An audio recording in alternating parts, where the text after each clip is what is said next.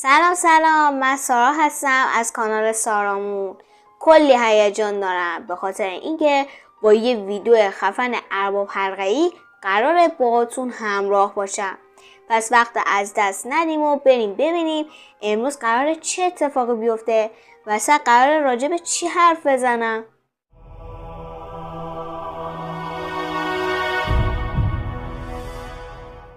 ویدیو این هفته مربوط به یه موضوع جذاب دیگه در مورد ارباب حلقه ها.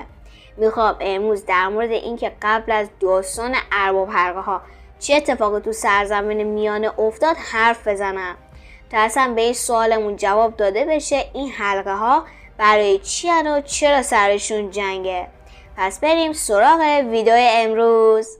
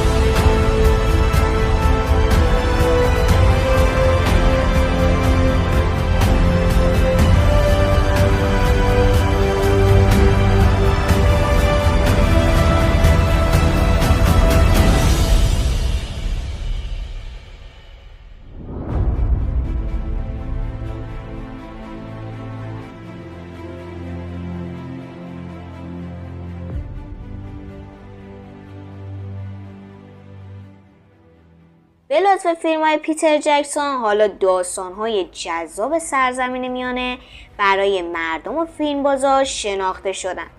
اتفاقات ارباب حلقه ها و داستان های حاشیه‌ایش مثل هابیتا همگی توی دوره سوم سرزمین میانه اتفاق میفته.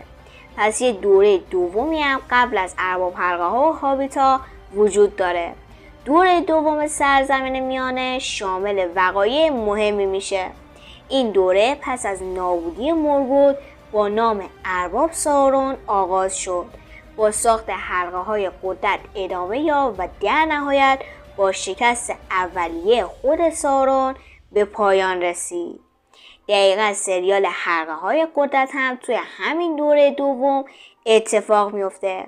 این دوره زمانی برای تحقیق و البته فضولی بهترین دوره هستش، به خاطر اینکه بیشترین اتفاقات این دوره به طور مستقیم و در قالب یه داستان به هم پیوسته روایت نشده.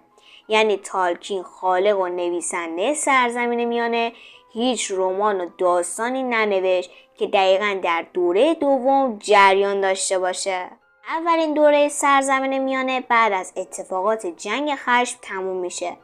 در این اتفاق ارباب تاریکی که اسمش مورگوته شکست میخوره. مورگوت قبل از سقوطش به شکل شیطان برای سرزمین میانه با نام ملکور شناخته میشد که یه والار بود.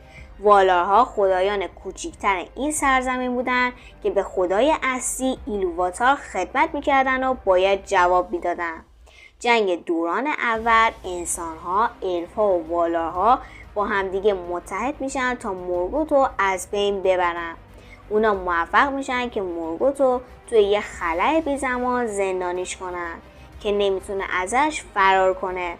این جنگ سخت باعث میشه که بخش زیادی از دنیای فیزیکی تغییر کنه و بخش‌هایی از سرزمین میانه درون دریا غرق بشه. بعد از این اتفاق الفا به سمت غرب حرکت میکنن و تمدن‌های جدیدی در سطح آردا که به عنوان زمین دنیای تالکین در نظر گرفته میشه به وجود میاد. دوران دوم سرزمین میانه زمانی شروع میشه که دو مکان مهم پایه‌گذاری میشه. اولی گریهیونز و دومی لیندان. سیردان پایه‌گذار مکان اول بود و گیلگالاد بلند مرتبه ترین فرد بین الفا مکان دوم رو پایه‌گذاری میکنه. اما یه مکان دیگه هم وجود داره که چند دهه بعد پایه‌گذاری میشه و بیش از همه در اتفاقات دوره دوم قرار میگیره و اونم جایی نیست جز جزیره نومنور.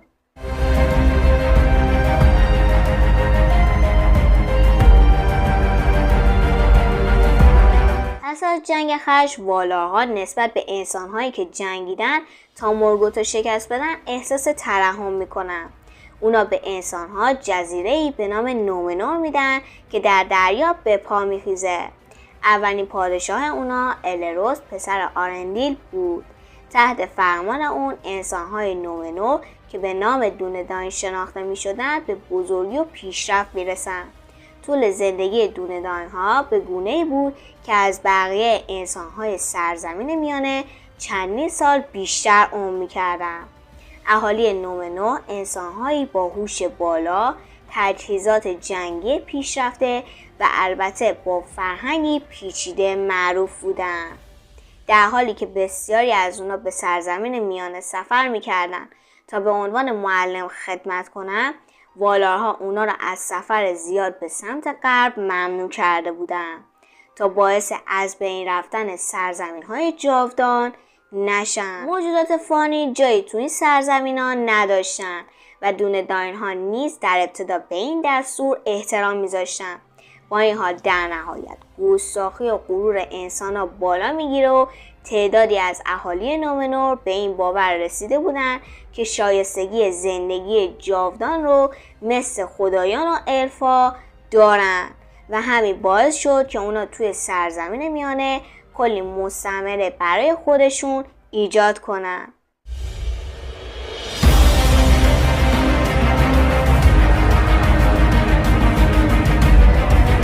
توی همین دوران و توی مردور یکی از زیردستای مورگوت به نام سارون، همونی که حلقه رو داده بود به من،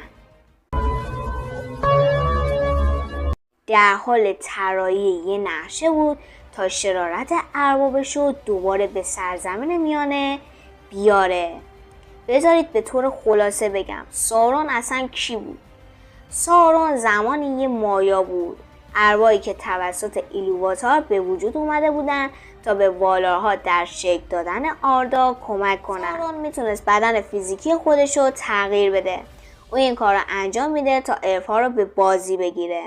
اون خودش رو تو آناتار خوش چهره که همون ارباب هدایاه با چند الف دوست میشه که یکی از اون الف آهنگر کلبریمبوره.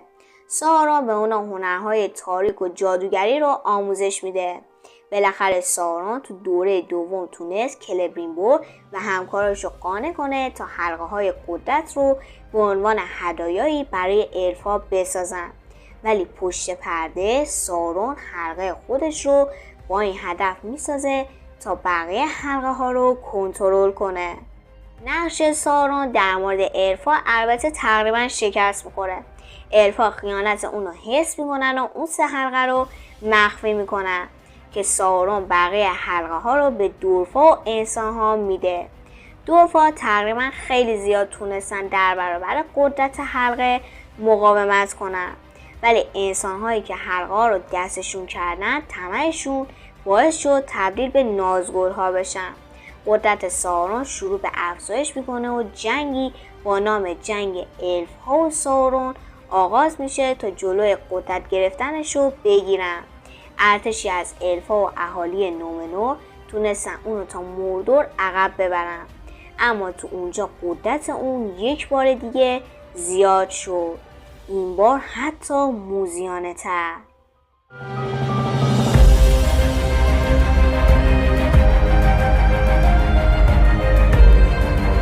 25مین پادشاهان نومنور یعنی فارازون که خیلی علاقه داشت به حکومت سارون پایان بده، ارتشاشو به سمت سرزمین میانه میفرسته.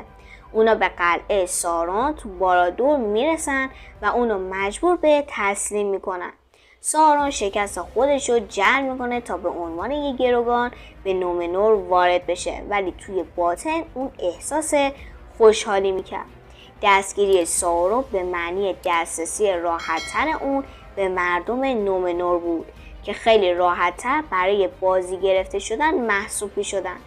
همونطور که سارون پیش بینی میکرد اهالی نومنور فریبشو میخورن و اون فارازون و مردمشو آلوده میکنه و به اونا قول میده که پرستیدن مورگوت زندگی جاودانه‌ای که خیلی دنبالشن و بهشون هدیه میده. تو این دوره فارازون یه معبد بزرگ برای مورگوت تو نومنور میسازه. این معبد یه مکان وحشتناک بود که توش انسانا قربانی میشدن و خرافات رشد میکرد. فارازون که مست قدرت بود و تحت تاثیر جادوی سیاه قرار داشت، سعی کرد تا ارتش اهالی نومنور رو به سرزمین‌های جاودان روانه کنه و مقابل والارها قرار بگیره و کنترل رو به دست بیاره. ولی توی یه حرکت قابل توجه خود ایلوواتار در این اتفاق دخالت میکنه. ایلوواتار فارازون رو گیر میندازه و حالت آردا رو از صاف به گیر تغییر میده تا فانی‌های دیگه نتونن به صورت فیزیکی به سرزمین‌های جاودان دسترسی داشته باشن و جزیره نومنور رو غرق میکنه تا تمام اهالی اون کشته بشن. سارون تو این دوره تو ظاهر یه انسان تو نومنور بود. این رویداد باعث میشه تا توانایی تغییر ظاهر از اون گرفته بشه، اما باعث مرگش نمیشه. به جاش سارون یه بار دیگه به موردور فرار میکنه تا زخماشو خوب کنه و منتظر یه فرصت مناسب دیگه باشه.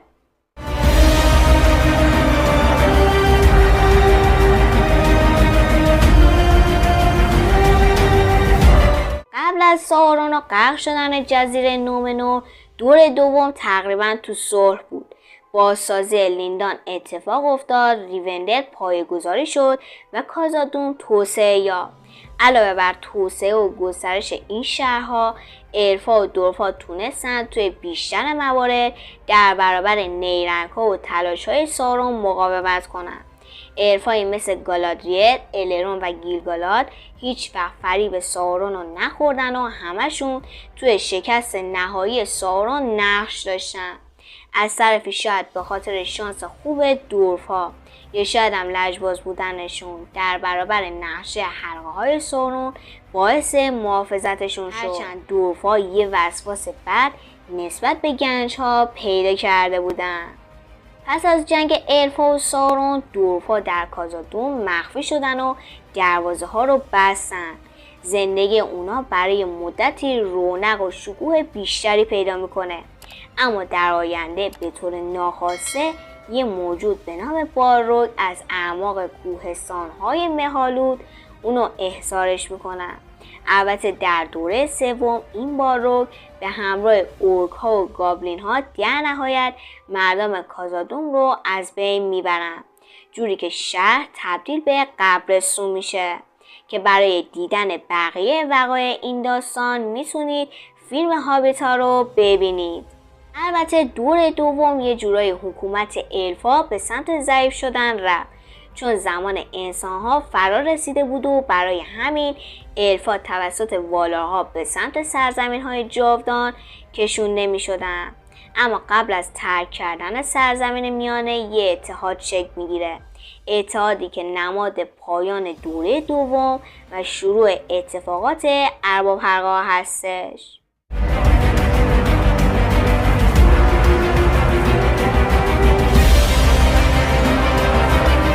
از غرق شدن نومنور، یکی از ساکنانش که مردی به اسم الندیل بود این اتفاق تلخ رو پیش بینی میکنه و از جزیره فرار میکنه تا از این فاجعه نجات پیدا کنه. الندیل یکی از معدود انسانهایی بود که تو زمان کودتای سارون به والارها وفادار باقی میمونه تا به خاطر همین وفاداریش به همراه خانواده و همراهاش بخشیده بشه. این انسان‌ها به سرزمین میانه سفر میکنن و امپراتوری‌های گاندور و آرنور رو تو همسایگی موردور بنا میکنن. وقتی که این اطلاعات به سارون میرسه اصلا خوشحال نمیشه. اون که تونسته بود بخش زیادی از قدرتش رو بعد از دخالت ایلوواتار به دست بیاره، یه حمله غافلگیر کننده به میناس ایتیل، یکی از دیژهای گاندور، انجام میده. ارتش تاریک سارون شهر رو به کنترل خودشون در میارن و درخت سفید که نماد این سرزمینه رو به آتیش میکشونن. میناس ایتیل بعدها با نام میناس مورگول شناخته شد. پسر الندیل، ایسیلدور و آناریول از امپراتوری خودشون دفاع میکنن. اونا کنار پدرشون و گیلگالاد آخرین اتحاد الفا و انسانا رو تشکیل میدن که هدفشون شکست سارون برای همیشه بوده. انسان‌ها و الفا سالها وقت میزنن تا یه ارتش به وجود بیارن، سلاح بسازن و آماده جنگ بشن. اونا بعدش با دورفا هم متحد میشن و به سمت موردور حرکت میکنن. تو طول مسیر چندین نبرد اتفاق میفته و تلفاتی که به وجود میاد باعث ضعیف شدن هر دو جبهه میشه.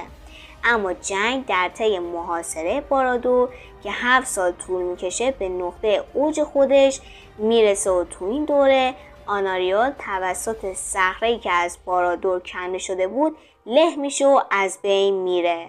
اما در نهایت الندیل و گیلگالاد میتونن سارون رو تو جنگ زخمی کنن، اما هر دوشون توی این زمان کشته میشن.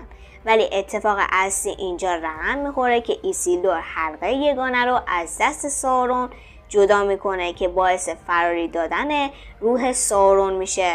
ارتش سارون هم شکست میخوره و باعث پایان یافتن دوره میشه.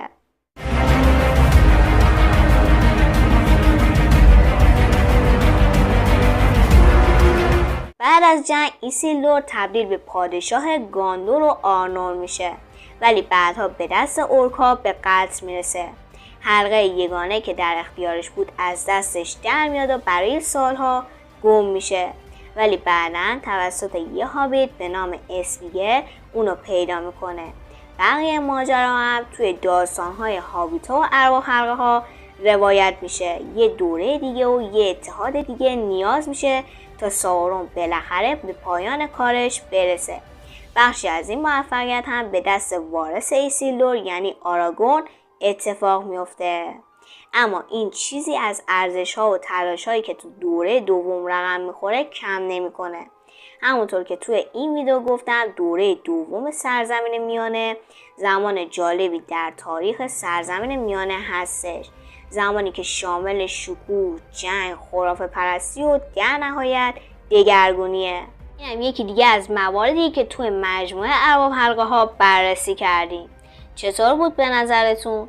امیدوارم دوست داشته باشید و با سابسکرایب کردن و زدن زنگوله منو حمایت کنید. تا یه ویدیو ارباب حلقه‌ای دیگه، دوستتون دارم. خدافظ.